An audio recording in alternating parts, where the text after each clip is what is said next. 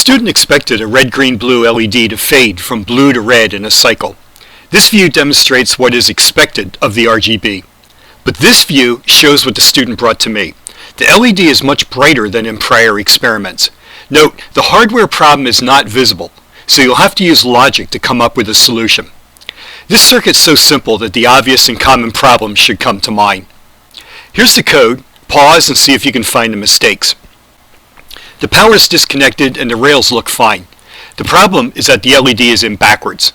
So now there's no current limiting resistor in the circuit, a situation that you do not want. This is correct. Before we leave, make a note of pins 9, 10, 11 connect to red, green, blue. In the code, first check the pins. 9, 10, 11 correspond to red, green, blue. A comma is missing for the separation here of arguments number 1 and number 2.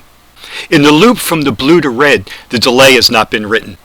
In the red to blue loop, the for test expression should be greater than 0, not less than. In the loop from red to blue, the blue should be set to 255 minus step, not minus pin. Here's a tip.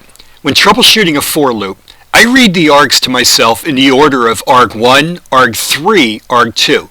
So in the case of this loop, I would say, use the var step, start at 0, after each loop increase by 1, stop looping when the step goes above 255.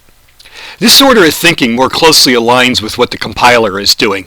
Here's your master's challenge. There are 2 mistakes in this one, in the code. One is fatal, the other is just bad practice.